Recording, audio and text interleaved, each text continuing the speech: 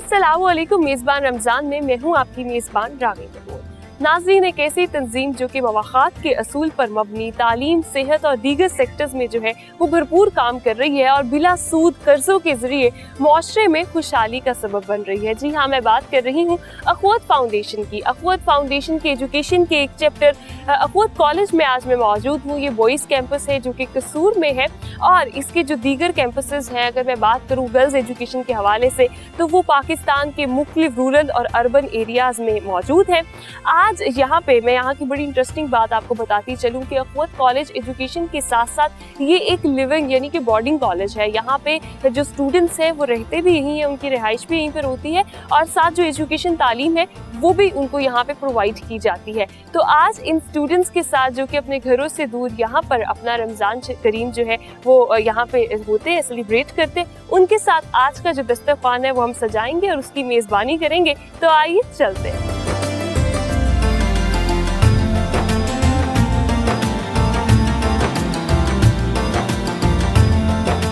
अख़वत college की अगर मैं बात करूँ तो यहाँ पे स्टूडेंट्स जहाँ पे एजुकेशन हासिल कर रहे होते हैं, साथ ही साथ इट्स अ बोर्डिंग कॉलेज है, यानी कि यहाँ पे रहना जो है उनका लिविंग, क्योंकि दूर दराज इलाकों से वो एजुकेशन के हसूल के लिए यहाँ पर आते हैं। तो कसूर में बॉयज़ कैंपस है इनका, यहाँ पे जो है वो इनकी लिविंग भी इनके साथ साथ होती है। अभी यहाँ पे मैं एक रूम में मौजूद हूँ जहाँ पे ये स्टूडेंट्स रहते हैं। अभी मेरे लेफ्ट साइड पे जो है वो एक स्टूडेंट आपको नजर आ रहा है जो कि पढ़ रहा है। फिजिक्स की मेरे ख्याल से किताब है, ऐसे ही है? यस मैम, फिजिक्स की किताब। हाँ, फिजिक्स जो है वो मुश्किल लगती है कि नहीं? नहीं, फिजिक्स तो इजी लगती है। फिजिक्स इजी लगती है। अच्छा, क्या नाम है? मेरा नाम अशान इकबाल है मैम। अच्छा, मुझे बताएं कौन से एरिया से? मेरा ताल्लुक जिला डेरा गाजी खान से। डेरा गाजी खान से आप यहाँ पर जो है वो कसूर आए हुए हैं। स्पेसिफिकली रमज़ान की जो रूटीन होती है, सहरी अफ्तारी, उसमें किस तरह से यहाँ पे शेड्यूल? सहरी मैम इधर जो है ना 3:30 बजे रिंगिंग बेल होती है। 3:30 बजे फिर हम सहरी के लिए उठ जाते हैं।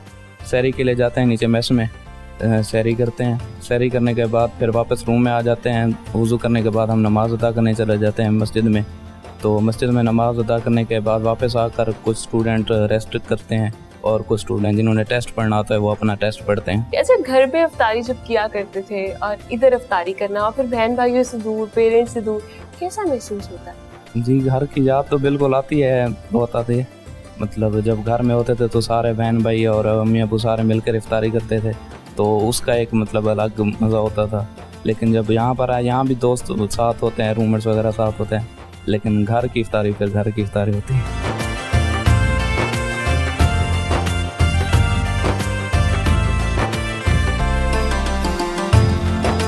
ऑनेस्टी शॉप में इस वक्त मैं एंटर हो रही हूँ अख़वत कॉलेज के स्टूडेंट्स के लिए। हमेशा हम देखते हैं कि तालीम के साथ साथ जो तरबियत है वो बड़ा अहम किरदार अदा करती है। अगर बात की जाए ईमानदारी के हवाले से, तो इस तरह की प्रैक्टिसेस जिस तरह की यहाँ पे ऑनेस्टी शॉप में करवाई जाती है वो बड़ा अहम किरदार अदा करती है। यूजुअली हम जब किसी मार्केट में जाते हैं, किसी जगह पे जाते हैं, तो वहाँ लिखा होता है कैमरे की आंख आपको देख रही है, लेकिन यहाँ पर ना कोई कैमरा है और ना ही जो है वो कोई शॉपकीपर है। तो आपने खुद अपनी इंटेग्रिटी को, अपनी ऑनेस्टी को बरकरार रखते हुए, लेट सपोज मैंने यहाँ से एक, मुझे ये चिप्स पसंद आए और ये मैंने ले लिए। ये लेने के बाद जो है वो मैं जाऊंगी, दिस इज द काउंटर। इस काउंटर पे यहाँ पे मनी बॉक्स है। इस मनी बॉक्स में जितने पैसे इसके ऊपर लिखे हुए हैं वो मैं इसके अंदर डाल दूंगी। अगर नहीं है मेरे पास पैसे तो ये एक लिस्ट है जिसके ऊपर मैं अपना नाम और अमाउंट लिख दूंगी कि मैंने इतने अमाउंट की चीज़ जो है वो यहाँ से ली थी। तो ये एक सिर्फ प्रैक्टिस हमें ओवरऑल नज़र आ रही है, लेकिन इस ऑनेस्टी शॉप का जो लॉन्ग टर्म, अगर ऑनेस्टी और आपकी जो लाइफ में इन स्टूडेंट्स की जो चेंज आता है वो बहुत अहम है और इस तरह की प्रैक्टिसेस कॉलेजेस में बड़ा अहम किरदार अदा करती है।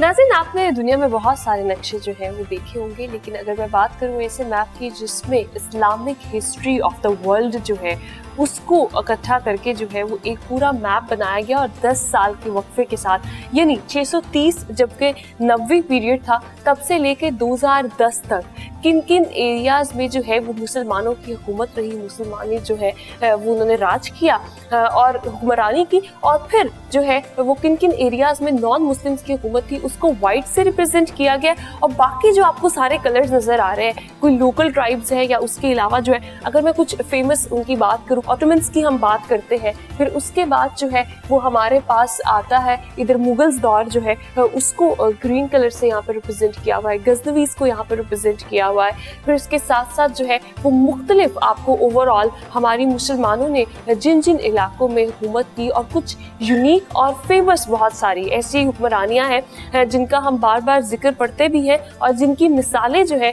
वो भी आज तक दुनिया में जो है वो कायमो दाइम है, वो भी यहाँ पे सारी जो है वो नक्श हुई हुई है इस नक्शे में।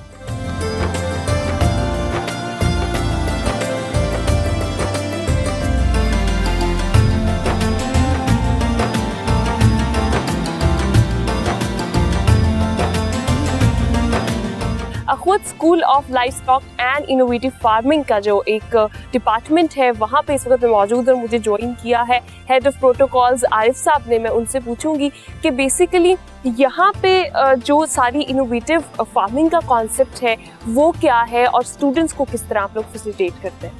लाइफ स्टॉक में ये है कि हम लोग जैसे कैटल फार्मिंग भी है, गोट फार्मिंग भी है, और हमारा मकसद कि यहाँ से जो हमारी इन हाउस हमारी ज़रूरियात हैं और जैसे मिल्क की है, मतलब योगर्ट वगैरह, दही वगैरह की, तो वो हम लोग यहाँ से हासिल करते हैं और अपनी मेस में ये चीज़ें यूज़ करने के लिए हम लोग प्योर, और ये प्योर ऑर्गेनिक है, इसमें हम लोग केमिकल फर्टिलाइज़र वगैरह का इस्तेमाल नहीं करते। अच्छा, आप लोग ऑर्गेनिकली चीज़ें तो प्रोड्यूस कर रहे हैं, अभी आपने मिल्क के हवाले से बात की, योगर्ट, लेकिन यहाँ पे सोप और जो बाकी चीज़ें वो भी आप खुद प्रोड्यूस कर रहे होते हैं, उस हवाले से बताइएगा।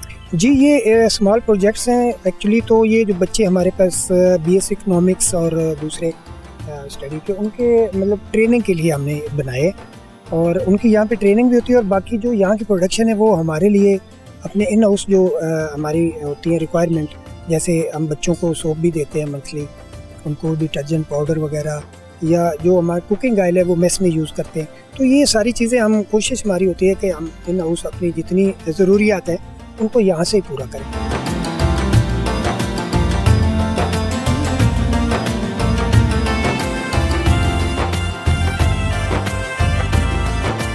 आज हम मेज़बानी कर रहे हैं अखवत कॉलेज में, जो स्टूडेंट्स यहाँ पर पढ़ रहे होते हैं, यहीं पर रहते भी हैं, बोर्डिंग कॉलेज है, उनके साथ आज का जो इफ्तार है वो हम करेंगे। अभी चना चाट जो है वो हम लोग बना रहे हैं मिलके, तो आइए हम तमाम लोग मिलके जो है वो चना चाट बनाते हैं। उसके बाद हमारा जो दस्तरखान होगा उस पे इसको सजाएंगे, अपने अल्लाह ताला की मजीद और नेमतों से भी सजाएंगे, और आज का इफ्तार जो है वो हम बच्चों के साथ, जो कॉलेज स्टूडेंट्स हैं उनके साथ करेंगे।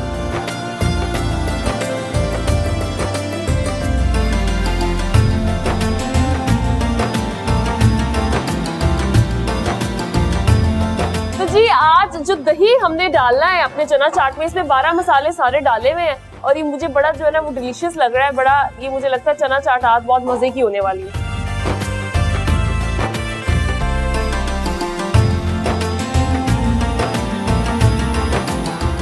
अखवत कॉलेज के स्टूडेंट्स जो हैं आज हम उनके साथ इफ्तार करेंगे। किचन में इस वक्त मैं मौजूद हूँ, हम लोग जो है वो तैयारी कर रहे हैं इफ्तार की। चना चाट बन रही है कहीं पे, तो कहीं पे जो है वो चटपटा कुछ और बन रहा है। लेकिन जब हम चटपटे खानों की बात करते हैं और ठंडे ठंडे जामे शीरी की बात ना करें तो ये कैसे हो सकता है। जब भी इफ्तारी जो है हम लोग करते हैं, खजूर खाने के फौरी बाद जो है वो ठंडा ठंडा करशी का जामे शीरी हमें चाहिए होता है। तो आज हमने क्या किया कि आज हम मेज़बानी कर रहे हैं, तो हम बॉटल्स के अंदर जो है वो स्टूडेंट्स को प्रोवाइड करेंगे। जामे शीरी में डाल रही हूँ ताकि जल्दी जल्दी जो है वो हम इसको पैक कर लें और फिर दस्तरखान पे सर्व कर दें।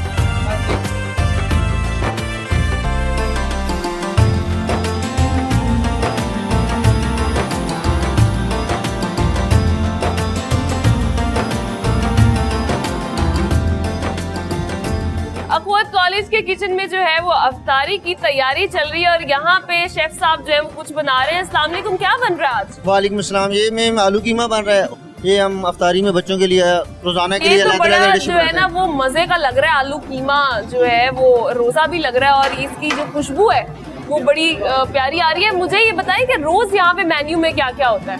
ये रोजाना में मेन्यू चेंज होता है इसका, और ये डिफरेंट बच्चों की मर्जी के मुताबिक मेन्यू बनता है, तो उसमें ये साथ साथ बनाते रहते हैं। जो बच्चे डिसाइड करते हैं उसके मुताबिक सारा बनाते हैं मेन्यू। कितनी क्वांटिटी में बनता है यहाँ खाना? ये कम से कम तकरीबन फ्रूट चाट बन जाता है, तकरीबन 130, 40, 150 kg तक बनता है।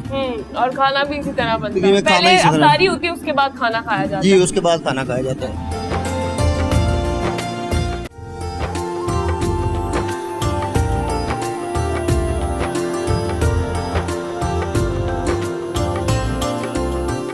इफ्तारी की तैयारी जो है वो बिल्कुल मुकम्मल हो चुकी है और अभी जो दस्तरखान है उस पर प्लेट्स वगैरह लग रही है। लेकिन मैं दस्तरखान की तरफ जा रही थी तो रास्ते में मैंने ये देखा कि अखवत कॉलेज में जब हम एनवायरनमेंट की बात करते हैं, खूबसूरती जो होती है ना बड़ी ज़रूरी होती है, ग्रीनरी, नेचर। तो यहाँ पे 17 किस्म के गुलाब जो है वो मुझे नज़र आ रहे हैं, वो यहाँ पे लगे हुए हैं मुख्तलिफ कलर्स के। आपने शायद वाइट कलर का गुलाब अगर आपने पहले नहीं देखा तो वो भी यहाँ पे है। ये जो है वो पिंकिश ऑरेंज सा ये जो है वो गुलाब है, रेड गुलाब यहाँ पे है और उसके अलावा ये येलो कलर के जो है वो आप तो ये डिफरेंट कलर के जो है वो 17 रंगों के गुलाब यहाँ पर जो है वो लगे हुए हैं और खूबसूरती और जो वाइब है उसका कोई मैच नहीं है। तो आइए दस्तरखान की तरफ चलते हैं।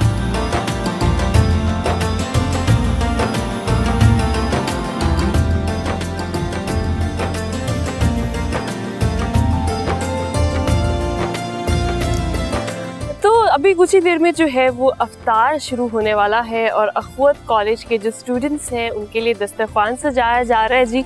और खजूरें जो है वो मैं अभी रख रही हूँ, पानी हमने जामे शीरी रख दिया है और फिर उसके बाद जो मज़ीद हमने चीज़ें बनाई थी किचन के अंदर वो हम यहाँ पे रखेंगे।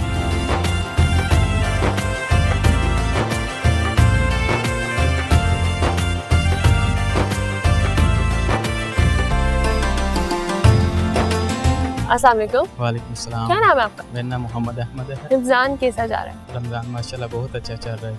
अच्छा, मुझे कोई नात याद? जी सल्लल्लाहु अलैका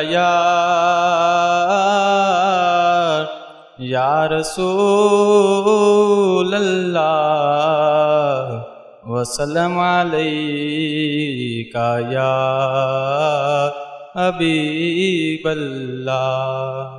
सरे महफिल करम इतना मेरी सरकार हो जाए, निगाहें मुंतज़िर रह जाए और दीदार हो जाए। तजस्सुस में तेरी अर्शे पे यूं नजरे जमाता हूँ, न जाने कौन सी शय में तेरा दीदार हो जाए, न जाने कौन सी शय में तेरा दीदार हो जाए। गुलामे मुस्तफ़ा बनकर मैं बिक जाऊं मदीने में और नामे मोहम्मद पर सौदा सरे बाजार हो जाए। सरे महफिल करम इतना मेरी सरकार हो जाए। जज़ाकल्लाह, माशाल्लाह।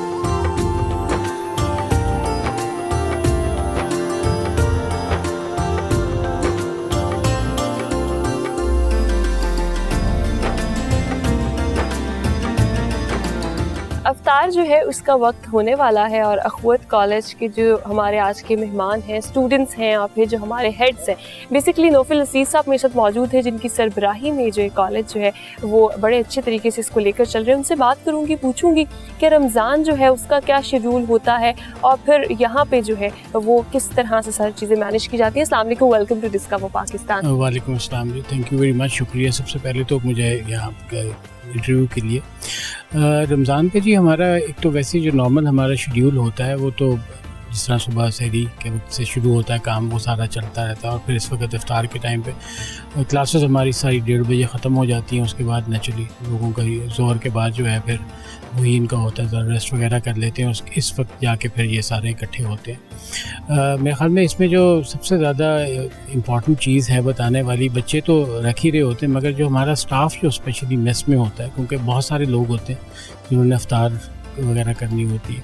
तो यहाँ रात 10 बजे से शुरू हो जाता है काम सुबह सहरी के लिए, और वो 10 बजे से खाना बनना शुरू होता है जो सुबह सहरी तक चलता है। उसके बाद सहरी देने के बाद फिर वो लोग सुबह नमाज के बाद फिर जाके कहीं सोते। तो मेरे ख्याल में सबसे ज़्यादा इम्पॉर्टेंट जो काम होता है और मुश्किल काम जो होता है वो उस मेस का होता है, जिसमें मेस में चलते हैं। बाकी बच्चों की रूटीन जो है वो जिस तरह नॉर्मल होती है उसी तरह ही चल रही होती है। स्पेशली क्लासेस के टाइमिंग्स कम हो जाते हैं क्योंकि छुट्टी भी जल्दी हो जाती है। बहुत शुक्रिया जी। और हमारे लेफ्ट साइड पे जो है बिलाल सईद साहब बैठे हुए हैं, प्रिंसिपल है खुद कॉलेज के बॉयज़ कैंपस कसूर के। उसके साथ साथ मैं मेंशन करती चलूँ जो हॉस्पिटैलिटी टूरिज्म का जो डिपार्टमेंट है, इनका बड़ा शानदार डिपार्टमेंट है यहाँ पे, उसको भी लीड कर रहे होते हैं। अस्सलाम वालेकुम, welcome to discover Pakistan. Discover Pakistan, it's always a pleasure to have you here. It's always a pleasure to have you as well। मुझे ये बताइएगा कि टूरिज्म और हॉस्पिटैलिटी जो है वो उसका मकसद यहाँ पर और क्या फैसिलिटीज़ आप यहाँ पे स्टूडेंट्स को उसमें देते? Well, ये हॉस्पिटैलिटी एंड टूरिज्म की अपनी एक अहमियत है, बिकॉज टूरिज्म इंडस्ट्री जैसे फैक्ट है according to United Nations World Tourism Council सबसे बड़ा इंडस्ट्री है दुनिया का, सबसे बड़ा एम्प्लॉयर है दुनिया का, और सबसे बड़ा रेवेन्यू जनरेटर है। जो रेवेन्यू रिसीट्स जिसे कहते हैं, जो टूरिज्म के हवाले से कमाई करती है, जो मुल्क तरक्की करती है तो इस कमाई से करती है, वो जीडीपी में कंट्रीब्यूट करता है वो रेवेन्यू से। तो अहमियत ये है कि बच्चों को तैयार करने के लिए इस इंडस्ट्री के अंदर स्किल्स चाहिए होती है, और ये स्किल्स ग्लोबल सतह पे इस्तेमाल कर सकते हैं। यहाँ जो बच्चों को जो आदाब सिखाए जाते हैं, कोर सब्जेक्ट्स जो होटल के डिपार्टमेंट्स होते हैं, लेकिन उससे बढ़कर एक और चीज़ है जो मकसद टूरिज्म का है क्या, एंड व्हाट इज़ टूरिज्म। ठीक है, तो टूरिज्म से मुल्क अपनी शनाख्त भी बनाते हैं। इसी तरह अभी रिसेंटली भी हमने देखा कि पाकिस्तान में जो है वो एक बड़ी रकम टूरिज्म के लिए और हॉस्पिटैलिटी के लिए। मुझे ये बताइएगा, रमज़ान है स्पेसिफिकली, हम इस टाइम दस्तरखान पे भी मौजूद हैं, तो उसमें क्या शेड्यूल होता है और यहाँ की सहरी और अफ्तारी को आप किस तरह एंजॉय करते हैं? वेल, सहरी इफ्तारी कहीं भी करिएगा, it should be enjoyable, because ये फ़र्ज़ है। जैसे नौफल साहब से आपने गुफ्तगू मुझसे पहले हुई है, रूटीन जो होता है, क्योंकि उन्होंने कहा ना कि ये हॉस्टल है एंड हॉस्टल के अंदर सारे बच्चे ट्रीटेड इक्वली, ठीक है ना। तो हॉस्पिटैलिटी एंड टूरिज्म के जो स्टूडेंट्स हैं उनको भी बिल्कुल उसी रूल्स एंड रेगुलेशन के तहत, और रूल्स एंड रेगुलेशन के गलत मायने नहीं होते, रूल्स एंड रेगुलेशन हमें रेगुलेट करती हैं, हमें अच्छे आदत से आगाह करती है। सो जितने बच्चे हैं यहाँ, चाहे वो बड़े हों BS के, कॉलेज के और हमारे हॉस्पिटैलिटी के, the rules are equally applied on all of them. तो जैसे उन्होंने पहले कहा कि सहरी की तैयारी जो होती है बड़ा काम होता है, क्योंकि 500 बच्चे हमने भी बिल्कुल हमने भी अफ्तारी की जो तैयारी है वो भी देखी, और अफ्तार जो है वो भी होने वाला है, तो आइए मिलके जो है वो अफ्तारी करते हैं।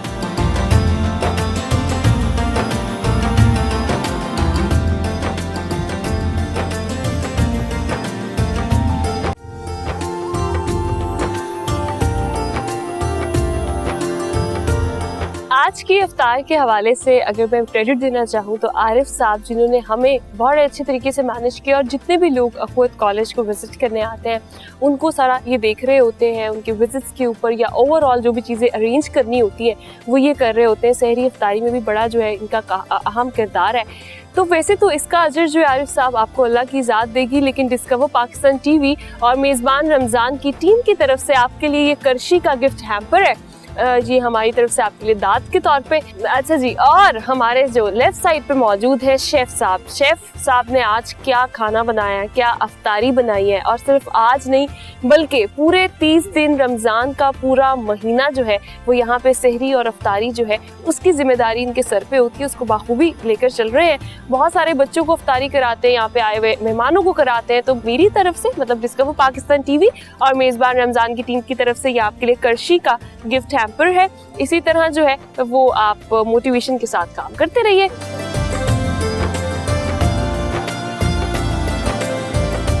आज का जो इफ्तार था बड़ा मुनफरिद था। अगर मैं बात करूं, पाकिस्तान के सभी सूबों के जो बच्चे हैं वो यहाँ पे मौजूद थे और यूनिटी की एक उम्दा मिसाल जो है वो हमें देखने को मिलती है। जहाँ पर अखवत जो है वो दर्ज देता है भाईचारे का, वहीं की जो अमली मिसाल आज हमने देखी अखवत कॉलेज में, जहाँ सारे स्टूडेंट्स इकट्ठे बैठ के जो है वो इफ्तार कर रहे होते हैं। हमने इसकी मेज़बानी की। इसी के साथ जो है वो प्रोग्राम से इजाज़त चाहूँगी। अपनी मेज़बान रामीन महमूद को प्रोग्राम मेज़बान रमज़ान से दीजिए इजाज़त। अपना बहुत ख्याल रखिएगा। इंशाल्लाह कल एक नए दस्तरखान पे आपकी खिदमत में हाजिर होंगे। तब तक के लिए अल्लाह ने के बाद।